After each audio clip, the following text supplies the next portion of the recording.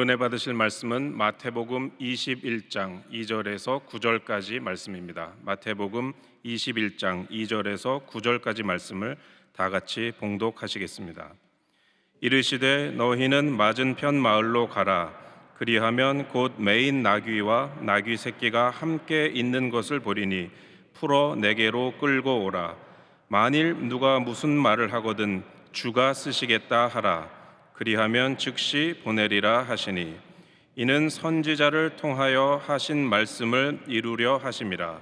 일러스되 시온 딸에게 이르기를 내 왕이 내게 임하나니 그는 겸손하여 나귀 곧 멍에 매는 짐승의 새끼를 탔도다 하라 하였느니라. 제자들이 가서 예수께서 명하신 대로 하여 나귀와 나귀 새끼를 끌고 와서 자기들의 겉옷을 그 위에 얹음에 예수께서 그 위에 타시니 무리의 대다수는 그들의 겉옷을 길에 펴고 다른 이들은 나뭇가지를 베어 길에 펴고 앞에서 가고 뒤에서 따르는 무리가 소리 높여 이르되 호산나 다윗의 자손이여 찬송하리로다. 주의 이름으로 오시는 이여 가장 높은 곳에서 호산나 하더라. 아멘. 함께 우리 믿음으로 고백합니다. 오늘 우리에게 좋은 일이 일어납니다. 오늘 우리에게 좋은 일이 반드시 일어납니다. 우리가 긍정으로 고백하고 긍정적으로 생각하고 긍정적으로 행할 때 반드시 좋은 일이 일어나게 되는 것입니다. 믿음이라는 것은 지금 아무리 힘들고 어렵고 문제가 많아도 문제를 보지 아니하고 문제보다 크신 하나님을 바라보고 긍정의 고백을 하는 것이 믿음입니다. 우리가 이 한 주간 고난 주간을 맞이합니다. 오늘이 종려주일인데 종려주일부터 시작해서 금요일날 십자가 달리실 때까지 우리 한 주간을 또 우리가 주님의 고난의 발자취를 따르게 되는데 지금까지 항상 내 중심으로 살았고 주님 은혜에 감사하지 아니하고 사소한 일에 낙심하고 상처받고 흔들리며 주님 기쁘시게 하지 못할 것 다 회개하고 예수님을 우리 위해서 낮아지시고 희생하시고 섬김의 본을 보이셨는데 우리도 그 같은 삶을 살게 하여 주옵소서. 사랑하는 종이 올로 목사님 건강을 회복시켜 주셔서 맡겨주신 귀한 사명 감당케 하여 주시옵소서.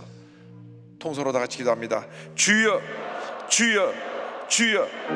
사랑과 은혜와 자비 모으신 하나님 아버지 간절히 기도드립니다. 예수님은 우리 위해서 모든 것 다 주시기 위해서 이 땅에 오셨는데 우리는 늘 이기주의적이고 교만하고 주의 뜻에 불순종하여 주님 뜻을 거역하고 살았던 저희들의 죄를 회개하오니 용서하여 주옵소서. 이 시간 주의 성령께서 운행하여 주셔서 우리 마음에 주님의 은혜로 충만케 하여 주옵시고 치료와 용서와 회복이 우리 삶 가운데 넘치게 임하게 하여 주시옵소서.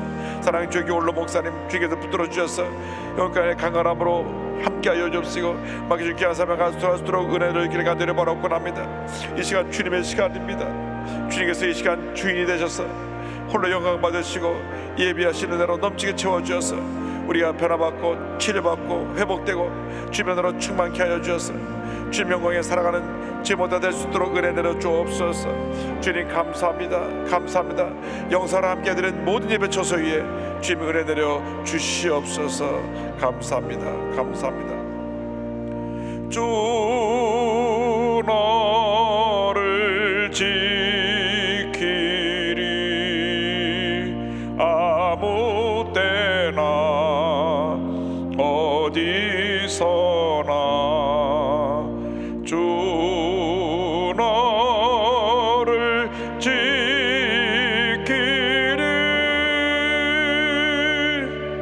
늘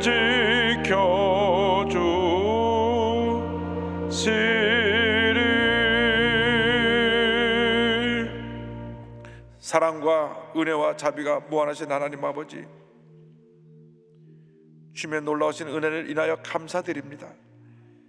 예수님은 하늘 영광 버리시고 이 땅에 오셔서 말할 수 없는 고난과 멸시와 천대를 받으시고 십자가에 피 흘려 돌아가심으로 우리를 구원하셨는데 우리는 그 은혜에 감사하지 못하고 늘 이기주의적이고 교만해서 짐승을 거역하며 살았던 죄를 회개합니다. 용서하여 주옵소서. 철저히 깨어지고 낮아져서 오직 주님의 영광을 위해 살아가는 주님의 일꾼들이 다 되게 하여 주시옵소서. 예수님의 이름으로 기도 올리옵나이다. 아멘. 오늘은 마태복음 21장 2절로 9절의 말씀을 가지고 주의 이름으로 오시는 이여, 이 같은 제목으로 함께 은혜 나누기 원합니다. 제목을 한번 따라해 주시기 바랍니다. 주의 이름으로 오시는 이여, 주의 이름으로 오시는 이여. 이 세상을 사는 사람 예외 없이 누구나 삶에 대한 깊은 애착을 가지고 살아갑니다. 100세를 살아도 내가 건강하게 120세까지 살았으면 좋겠다, 이렇게 생각하는 것이 사람들의 마음입니다. 그런데 만일 우리에게 당신 앞으로 일주일밖에 살지 못합니다 하는 시한부 인생을 누가 선고해 주었다면 우리는 그 일주일을 어떻게 보낼 수 있겠습니까?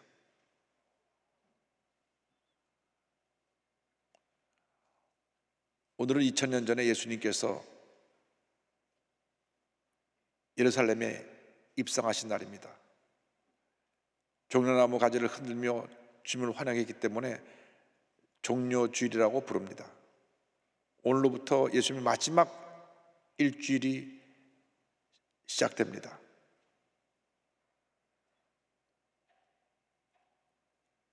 예수님은 우리의 죄를 짊어지고 십자가에 달려 돌아가시기 위해 예루살렘에 올라가신 것입니다. 우리가 그 주님의 고난을 깊이 묵상하면서 이 한 주간 뜻깊게 보내야 할 것입니다. 오늘 말씀 보니까 예수님께서 예루살렘에 입성하실 때 나귀 새끼를 타셨습니다. 먼저 나귀를 타신 예수님에 대해서 말씀을 드리기 원합니다. 마태복음 21장 2절과 3절입니다. 이르시되 너희는 맞은편 마을로 가라. 그리하면 곧 매인 나귀와 나귀 새끼가 함께 있는 것을 보리니 풀어 내게로 끌고 오라. 만일 누가 무슨 말을 하거든 주가 쓰시겠다 하라. 그리하면 즉시 보내리라 하시니. 만왕의 왕 만주의 주로 오신 예수님께서 예루살렘에 입성하실 때에 가장 겸손하신 모습으로 나귀 새끼를 타시고 입성하셨습니다.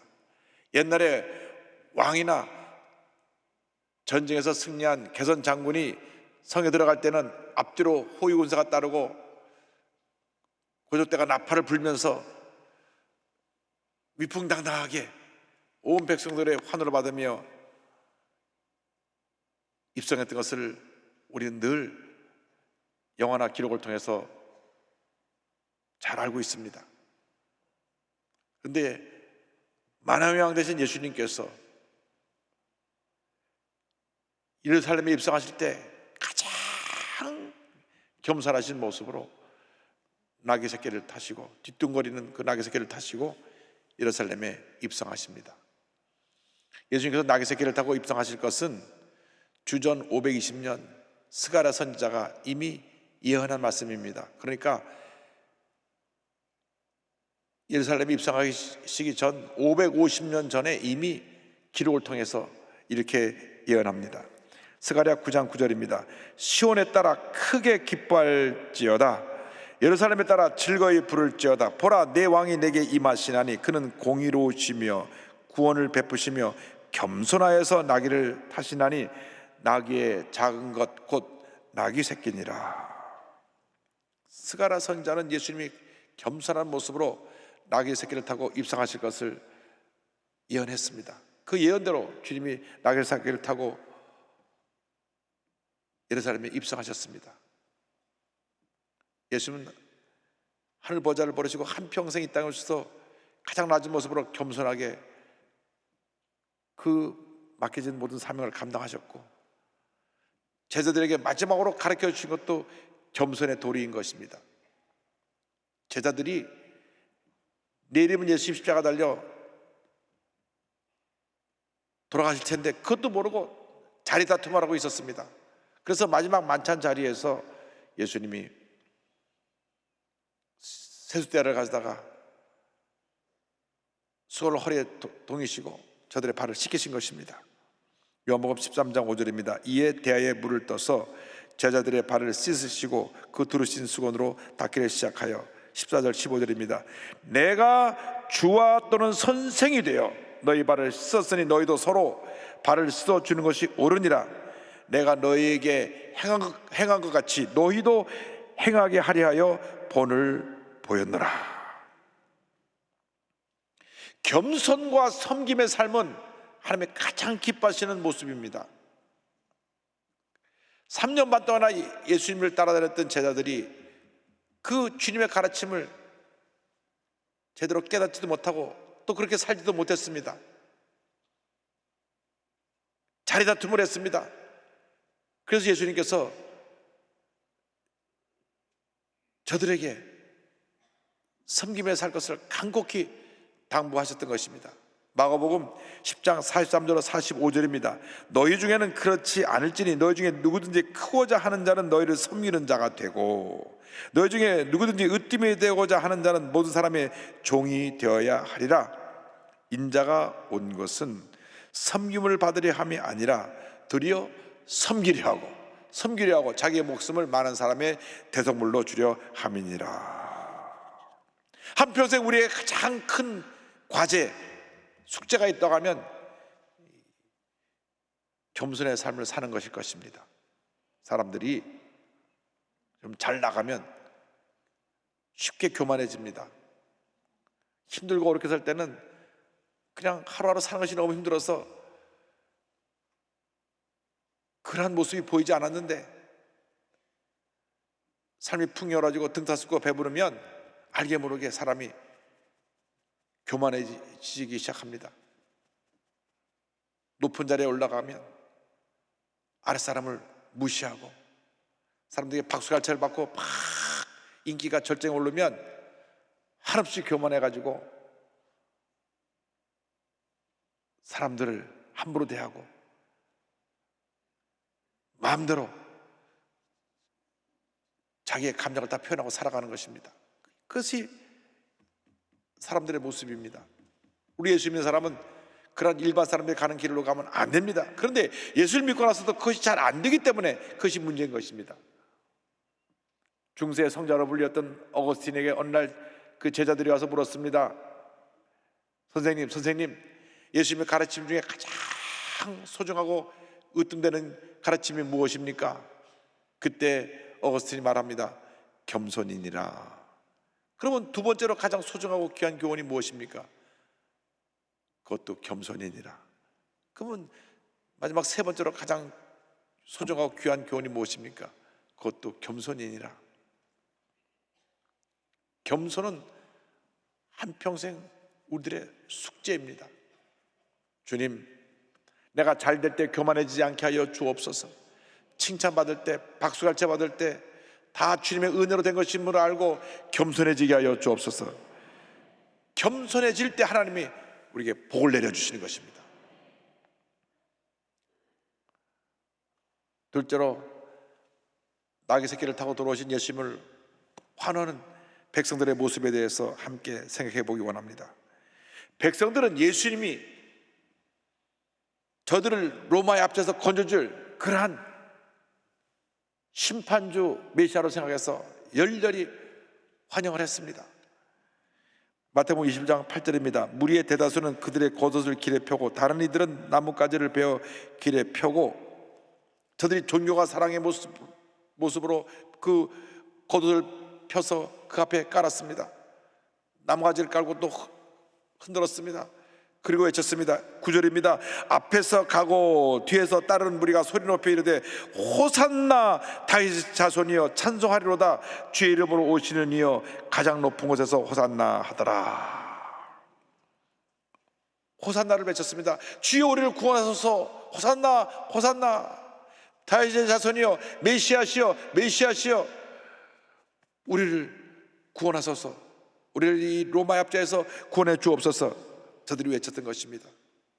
예수님만이 우리 구원자가 되시고 예수님만이 우리의 구세주가 되십니다.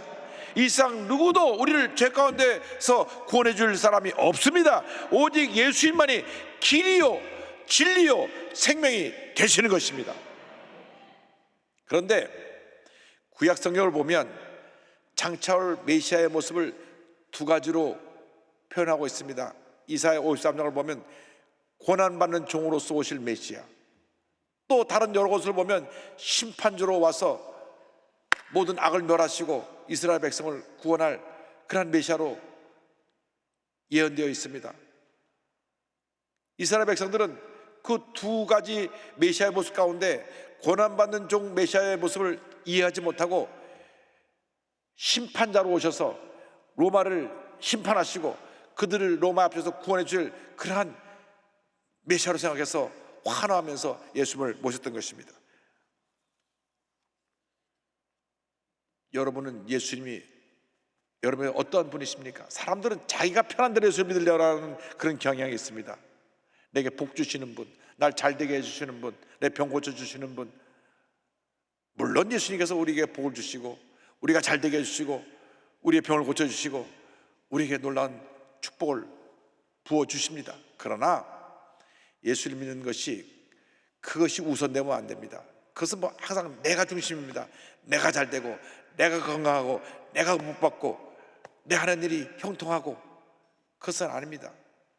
예수를 믿는 사람은 먼저 주님의 뜻, 주님의 나라를 구해야 될 것입니다. 그래서 마태복음 6장 33절에 주님 말씀하시기를 그런즉 너희는 먼저 그의 나라와 그의 의를 구하라. 그리하면 이 모든 것을 너에게 더하시리라. 하나님이 다스리시는 하나님의 나라를 구하고 하나님의 뜻, 하나님의 의를 구하면 하나님께서 이 모든 것을 우리에게 다 더해 주시는데, 사람들이 삶의 순서가 바뀌어갖고 나 하다 보니까 신앙생활 하다가 시험에 들고 상처받고 뒤로 물러가고 교회를 떠나기도 하고 그러한 잘못된 신앙생활을 하게 되는 것입니다. 신앙생활은 철저히 나는 아무것도 아니고 주님이 나의 모든 것 대신에 것을 고백하는 것이 신앙생활입니다. 그것이 믿음입니다. 그렇게 고백하면 주님께서 우리를 복주시고 높여주시고 은혜 위에 은혜를 더해 주시는 것입니다. 백성들은 자기들이 원하는 대로 예수님을 정치적인 메시아로 모셔서 문제를 해결하라고 했습니다. 그런데 예수님이 그런 뜻을 보이지 아니하고 로마와 싸우려고 하는 어떤 의지도 보이지 아니하시니까 똑같은 이스라엘 그 관중들이 외치며 예수를 환영했던 그 사람들이 금요일날 새벽에는 십자가 못 박으라고 외치는 성난 군중으로 바뀌어버렸습니다. 자기들의 마음에 안 맞으니까 예수님을 배척하고 십자가에 못 박은 것입니다. 불과 며칠 전에 호산나 다윗자손이여 외쳤던 그들이 십자가에 못 박으라고 그들은 외치는 성난 군중으로 바뀌어버렸습니다. 여러분, 이렇게 예수를 믿으면 안 됩니다. 내 마음에 맞으면 할렐루야 하고 내 마음에 안 맞으면 성질을 내고 등을 돌려 교회를 떠나가고 교회에 문제 어려움을 일으킨다고 하면 이 이스라엘 백성과 다를 것이 아무것도 없습니다. 우리의 신앙은 철저히 주님 중심의 신앙으로 첫째도 예수님, 할렐루야, 둘째도 예수님, 마지막도 예수님, 범사에 주님 영광을 나타내는 주님의 자녀들이 되시기를 주님의 이름으로 축원합니다. 예수님께서는 예루살렘에 들어가셔서 먼저 성전을 다 청결하게 하시고 내 집은 만민이 기도하는 집이라고 선포하셨습니다.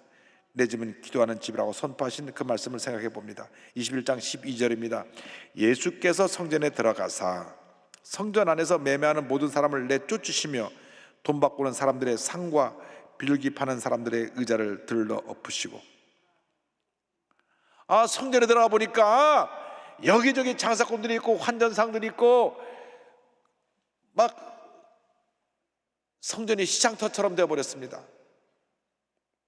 근본적인 문제는 저들이 교회에 와서 성전에 와서 장사를 했다고 하는 것입니다. 이문을 취했다고 하는 것입니다. 그래서 거기서 파는 성전의 재물들이 시중보다 비쌌습니다. 그래서 이득을 취해가지고 그 취한 이득을 가지고 제사장에게 나눠주고 또 상인들이 나눠 가졌습니다. 예수님이 진노하셨습니다. 그래서 그들을 다 들러엎으시고 이와 같이 말씀하셨습니다. 20장 13절입니다. 그들에게 이르시되 기록된 바 내 집은 기도의 집이라 일컬음을 받으리라 하였거늘 너희는 강도의 소굴을 만드는도다 하시니라. 성전이 성전으로서 사명을 감당할 수 있게 해서는 기도가 살아있어야 합니다.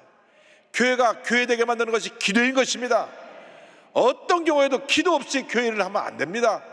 교회에서 교회학교 교사를 하더라도 남녀성교회 봉사자로서 주님을 섬길 때에도 찬양대에서 주님을 찬양할 때에도 기도로 준비하고 마음속에 주는 성령의 감동을 갖고 주님을 섬길 때 은혜가 임하는 것입니다. 그러나 기도 없이 나와서 봉사하다가 시험에 듭니다. 상처받습니다. 날 알아주네 안 알아주네.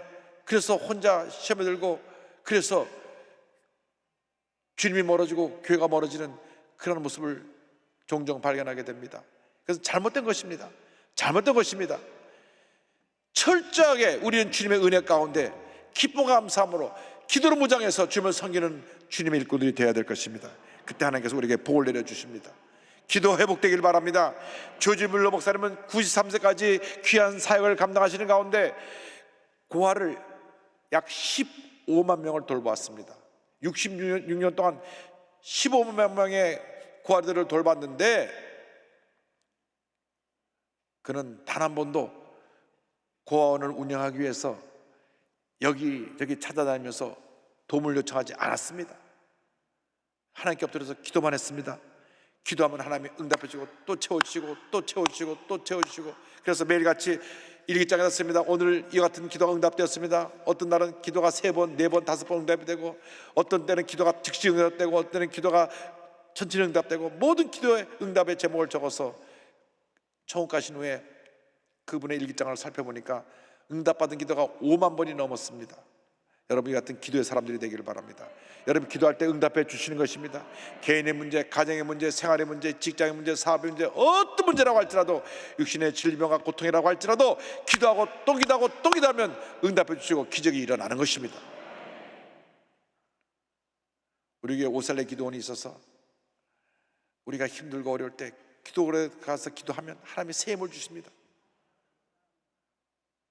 어려움 만났을 때 우리가 호소할 때가 어디 있습니까? 우리 주님밖에 없습니다. 사람을 100번 찾아봐야 사람에게서 응답했다고 오지 않습니다. 누군 얘기 들어주겠죠. 안 됐네 그 정도겠죠. 그러나 우리의 기도를 들으시고 응답해 주실 분은 우리 주님 한 분밖에 없습니다. 할렐루야. 우리 한국의 새벽기도 전통은 1907년 평양 대부흥운동으로부터 시작된 것입니다. 이 놀라운 부흥운동의 열매로 새벽기도 운동이 시작됐습니다. 그때로부터 모든 한국교회가 새벽기도를 드립니다. 물론 성경을 보면 예수님이 새벽기도를 먼저 시작하셨지만은 전 세계에 새벽기도 전통을 가진 나라는 우리 대한민국밖에 없습니다. 이 대한민국의 새벽기도가 한국을 살리고 교회를 부흥시키고 세계를 주의 사랑으로 변화시키는 놀라운 축복을 가져온 것입니다. 오늘날 새벽기도의 열기가 알게 모르게 식어지고 우리의 기도의 소리가 점점 작아져서 이렇게 많은 문제와 어려움을 우리가 안고 있습니다. 세상으로부터 비판을 받게 되고 그래서 영적 지도력을 상실하게 된 것입니다. 다시 기도가 회복되기를 바랍니다. 기도 회복되기를 바랍니다. 하나님은 기도하는 사람을 통하여 위대한 역사를 이루시는 것입니다. 사무엘 선지자가 기도할 때 하나님께서 이스라엘 백성을 지켜주시고 블레셋 군사를 심판하시고 이스라엘을 복주셨습니다.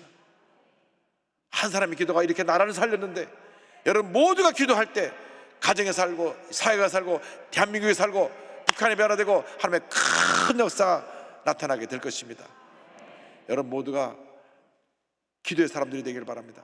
기도하고 또 기도하고 또 기도하고 또 기도하면 반드시 좋은 일이 일어나게 되는 것입니다. 예수님께서 성전을 청결케 하신 후에 예수님께 나오는 모든 병자를 고치셨습니다. 교회가 기도가 회복되면 치유의 역사가 강물처럼 흘러나게 되는 것입니다. 마태복음 21장 14절입니다. 맹인과 전원자들이 성전에서 예수께 나오매 고쳐주시니. 교회는 영적인 병원입니다.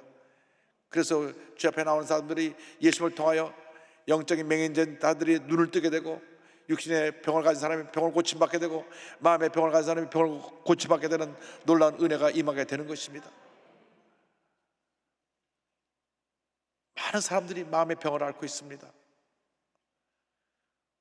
우울증이 병이 돼서 극단적인 선택을 하는 사람도 생겨나고, 조현병으로 칼을 휘둘러 자기 어머니를 죽이기도 하고, 끔찍한 일들이 일어나고 있습니다.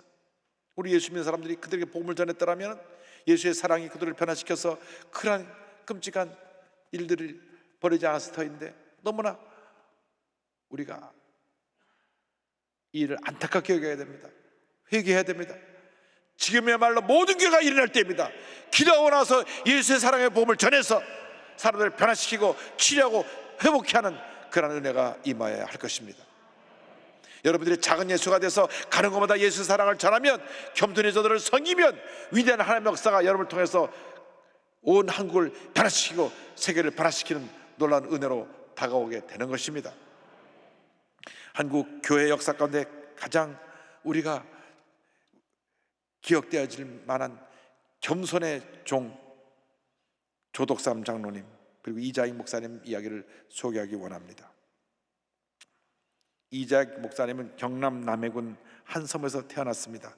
6살 때 부모님을 여의고 친척집을 전전하다가 너무 배가 고파서 전국을 떠돌아다니다가 17살 때 전북 김제의 큰 부자인 이 조덕삼 갑부의 집에 문을 두들겨 이 집에 머슴이 됩니다. 제가 배고프고 갈 데가 없는데 저를 거둬주시면 제가 열심히 일하겠습니다. 첫눈에 이 사람이 앞으로 큰일 할 사람이라고 하는 것을 눈여겨보았던 조덕삼 선생이 그를 자기 집에 머슴으로 들였습니다.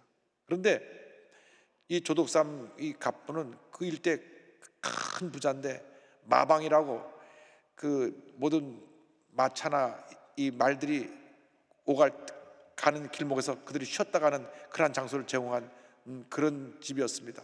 그런데 그곳에 하루는 선교사님이 오셨습니다. 루이스 스테이트 선교사님이 와서 머물게 되었는데 선교사님 말씀 듣고 은혜를 받았어요. 그래서 사랑채를 내주면서 여기서 마음껏 말씀을 전하십시오. 그래서 본인과 본인 가족 머슴 이자익이 그 앞에 가서 예수 믿고 은혜 받고 같이 세례를 받았습니다. 점점 믿는 사람이 늘어나게 되니까 이 조덕삼 갑부가 자기 재산을 내놓아서 그곳에 금산교회를 세웁니다. 큰 교회가 섰습니다. 그리고 이 주인 조덕삼과 머슴 이자익은 둘 다 그 교회의 영수가 됩니다. 영수라고 하는 것은 지금 우리나라 교회 제도에는 없지만 그 당시 이 장로교회에서 장로님 되기 전에 교회의 모든 살림을 보고 일하는 그런 직분자로 영수란 직분을 두었는데, 요즘 말하면 안수집사님격 기대기도 하고, 또 목사님이 안 계실 때는 설교도 했으니까 또 전사 역할도 했습니다. 그러니까 안수집사요 전사 같은 그 역할을 하는 영수가 됐는데, 두 분이 다 영수가 돼서 열심히 교회를 섬깁니다. 선교사님이 때때로 이제 외부에 설교하러 가시면 이 영수들이 설교를 했는데, 이 머슴 이자익이 젊고 설교를 잘해서 자주 설교를 했습니다. 그런데 1908년에 그 교회에 장로님을 선출하게 됩니다. 장로를 선출하는데 주인 되는 조덕삼 영수도 나오고 머슴 되는 이자익 영수도 나왔어요. 투표를 하니까 당연히 그 돈 다 내서 교회도 짓고 그 교회 어른인 이 조덕삼 영수가 당선될 줄 알았는데, 조덕삼 영수보다 15살 연하인 머슴 이자익이 장로로 당선됐어요. 그러니까 술렁거렸습니다. 이거 어떡하지? 그런데 이 조덕삼 영수가 일어서서 이렇게 말합니다. 이 결정은 하나님이 내리신 결정입니다. 우리 금산교회 교인들은 참으로 훌륭한 일을 해냈습니다. 저희 집에서 일하고 있는 이자익 영수는 저보다 신앙의 열기가 대단합니다. 나는 교회의 결정에 순종하고 이자익 장로를 받들어 교회를 열심히 섬기겠습니다. 이 말을 듣자 온 성도가 막 박수를 치면서 그 말에 큰 감동을 받았고 2년 후에 이 조독삼 영수도 장로로 선출이 됐습니다. 그런데 이 조독삼 장로의 말이 빈말이 아니었습니다. 자기보다 15살 연하인 자기 집 머슴인 이자익 그 장로를 깍듯이 섬겼습니다. 장로님, 장로님 하면서. 주중에는 자기 집에 머슴을 일하는데 그만 오면 장로님, 장로님 하고 이자익 장로를 잘 섬기고, 그 다음에 평양에 신학교 공부하러 가는데 학비 생활비 다 보내줘서 장학생으로 공부를 시키고, 그 다음 신학교 졸업하고 목사 되니까 다시 본인 교회 담임 목사로 청빙해가지고 아주 깍듯이 잘 모셔서 이장익 목사님이 3번이나 장로교 총회장도 되고 아주 교회사에 큰 일을 감당한 귀한 목사님이 되셨습니다. 그렇게 죄종을 잘 받들어 섬긴 조독삼 장로님은 자차수선 큰 복을 받아서 조세현 국회의원이, 사승 국회의원이 그의 손자입니다. 하나님께서 가정에 복을 주셨어요. 여러분, 겸손은 은혜로 되어지는 것이, 저절로 되어지는 것이 아닙니다. 여러분이 아무리 겸손해라 해도 여러분 스스로 변화되지 않으면 겸손이 임하지 않는 것입니다. 오늘 여러분에게 이 겸손의 영이 임하게 되기를 바랍니다. 예수님을 뜨겁게 사랑하고 예수님을 사랑하는 그 사랑으로 겸손과 온유를 옷 입고 섬길 때에 하나님의 큰 은혜와 축복이 여러분 모두에게 임하게 될 것입니다. 주 예수보다도 귀한 것은 없네. 이 세상 부귀와 바꿀 수 없네. 영죽은 내 대신 돌아가신 그 놀라운 사랑 잊지 못해. 세상 즐거움 다 버리고 세상 자랑 다 버렸네. 주 예수보다도 귀한 것은 없네. 예수 밖에는 없네.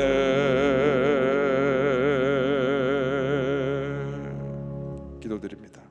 사랑과 은혜와 자비가 무한하신 하나님 아버지, 예수님을 본받아 가장 겸손하고 온유한 모습으로 주님을 섬기고 이웃을 섬겨 예수의 사랑을 온천에 전하는 저희 모두가 될 수 있도록 은혜 내려 주시옵소서. 예수님의 이름으로 기도 올리옵나이다. 아멘.